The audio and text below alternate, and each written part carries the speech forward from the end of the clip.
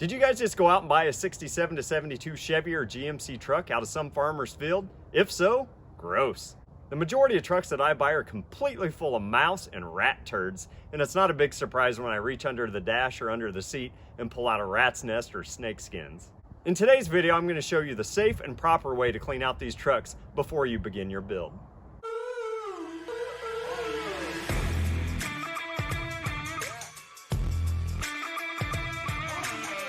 The first thing you need to do is actually get the truck open, but I got a small problem. I can't open it. Now, if you've seen from my previous video, I show you guys how to fix the old 67 to 72 door handles. But we can improvise and pull out the key here and open the truck that way. So when you open these old trucks up, you never know what you're gonna find. And most of the time, it's not good. Hey, look, it's Christmas. So one thing you need to be careful with is before you go sticking your claws underneath the seat, oh look, more Christmas lights, is put some safety protection on. Those things that look like rat turds, well, those are rat turds. You never know what you're gonna find. Well, what is that? Will all be Black & Decker. Doesn't work. Oh, it's got a battery, but I don't have a charger, so. And a saw. All my Christmas lights. But again, yeah, that's gross. So when we come into the other side, well, that can't be good. If your registration envelope's all chewed up, yeah, you got a rat or mouse problem. Let's see what the glove box looks like. Yeah, that's more mouse and rat turds in here. Looks like a little bit of a nest. When you pop these glove boxes, especially in the summer months, be careful. It's not uncommon for wasp or mud daubers to have a lot of nest in here too. Now, to get started, I would go through and pull out all this big bulky material, and then we can start our fine cleaning after that. So before you go climbing in these trucks, make sure you're wearing some old junky clothes, you got your safety gloves, and some type of mask. I prefer the unicorn style.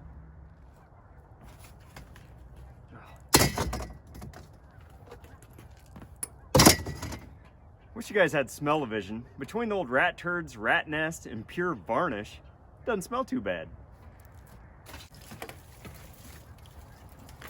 Well, it's beginning to look a lot like Christmas. Oh, it's bad. I do not understand what they were doing. Oh, I need a breath. Oh, okay. Take two. Yeah. Yeah. Yeah. That's bad. Yeah. All right, where'd that mask go? Oh, that's bad.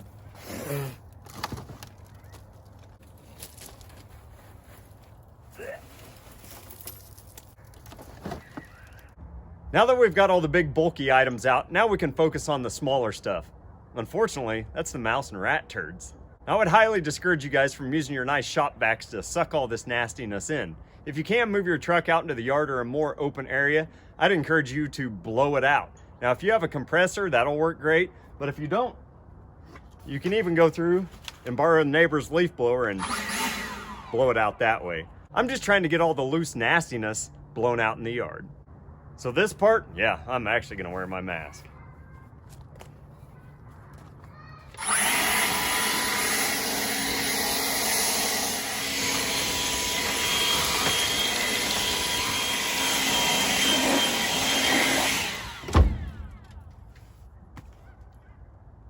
Wonder what it's like to not buy junk.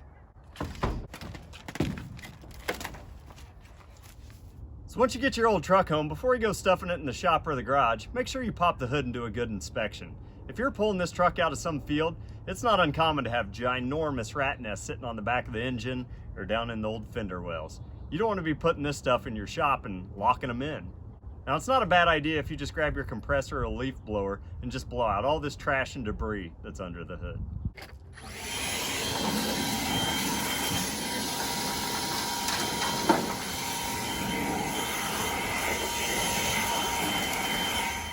So another area to pay attention to would be the old dual exhaust, or even single. Now, since I don't have an engine in here, it's pretty easy access for them to crawl across the frame rail and build nest right inside of the exhaust system. So make sure you get in there and blow that out as well. Whew. Yep. So the next thing to do is climb in the old engine bay, and it's a lot easier if there's not an engine. And get your leaf blower or compressor, hook it up to the tailpipes, and shoot some wind through there.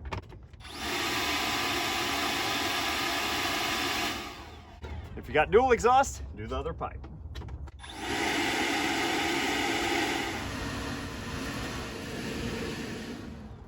Now if you had any critters or nest in there, they should be gone. Yep. So I don't know if you guys have ever bought a truck that's been infested with roaches or fleas, but it's bad. Now before you ever go pulling this truck into your shop, barn, or shed, you definitely need to ensure that you've killed everything off. One thing you can do is go through and buy a bug bomb or a bug fogger. You just gotta be careful that you don't burn your truck to the ground. But this is a good way to go through and kill it. Now, if you've got any other critters living in the dash or under the seat, you're pretty much gonna force them out too. Now, I thought I had a bug bomb around here, but I don't. But one thing I do have is the kids' smoke bombs. Now, they're smoky, and if there's anything alive in there, it's probably gonna force it out. So let's see what happens.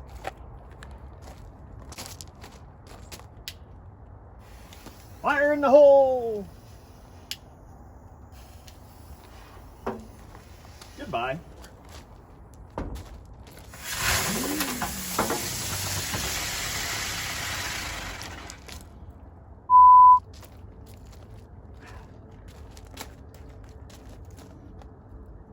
P.S. That was not a smoke bomb. That was a jumping jack. Oh well. Hello? We'll just close that up.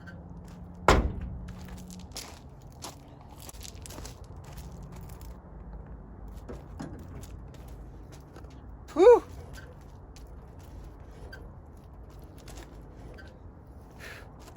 I think that's the first burnout this truck's done in a while. Get it? Now, if I was going to be pulling one of these old trucks into my garage or shop, probably the next thing I'd do is just power wash it, inside and out. That way, when I go through to tear it all apart, it's clean-ish. Really, there's nothing worse when you go through and rip these seats out and you just find dead rats, turds, and whatever else underneath. Now, with this truck, I'm really not too concerned about saving many of the electronics, so I'm just going to go through and power wash everything. It's not a bad idea to go through with some cleaner or disinfectant and pre-treat this before you just wash it out. So I'll show you my recipe. It's a little mean green. I like using these old dish detergent tabs. Those work great. Pine Sol. And yeah, a little mountain water.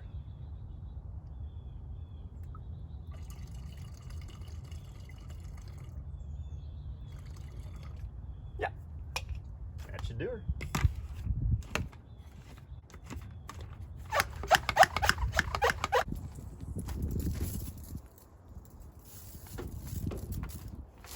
Just get it all. Oh, yeah.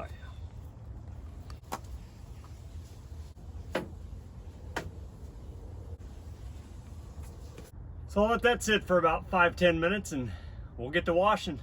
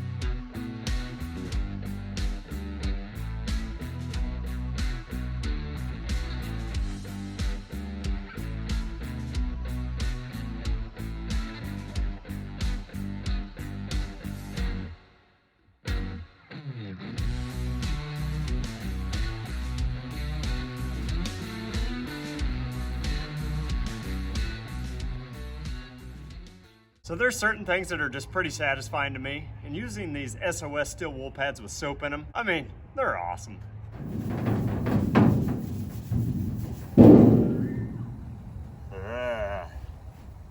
Looks pretty good.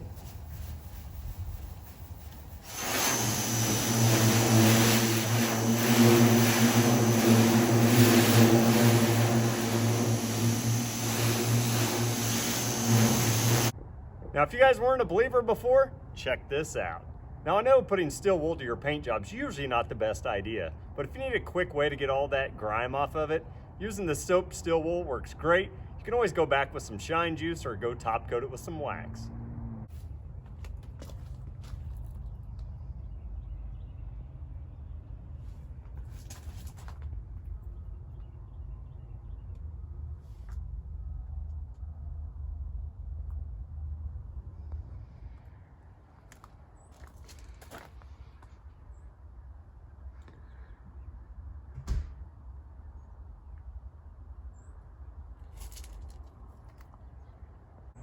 I don't know what you guys like doing for fun on your weekends, but I just spent the last 2 hours power washing rat turds and mold out of this old truck. I'm kind of thinking I need a better hobby. But anywho, I'm gonna leave the doors open on her tonight, that way I can get some air movement through here, so hopefully she's dry by morning. So once you get the inside of your truck all cleaned out, it's not a bad idea to go through and set up some critter traps. Now, I'm not fortunate enough to be able to park my junk inside a garage, a shop, or a barn. I just leave it out here in the driveway for all the neighbors to admire. Now, this C10 has the aftermarket, weight reduction or speed holes all over the floor and firewall. It's like having a vacancy sign posted on the outside saying, "Come here, rats and mice, make a home." So if you go through and you load up your traps with some peanut butter, some raw bacon tied on tight, throw them on the floor or under the seat, and then you just go check it every few days. Now, once you catch a couple of these critters, word will get back out on the street that the rat motel is closed. So hopefully after watching this video, you guys are going to take the proper steps to keep yourself safe while you clean out your old trucks. If you guys are getting value from these videos, smash the like button and subscribe. That way I can make more videos like this one. I appreciate your time. Thanks for watching. I'll take my key.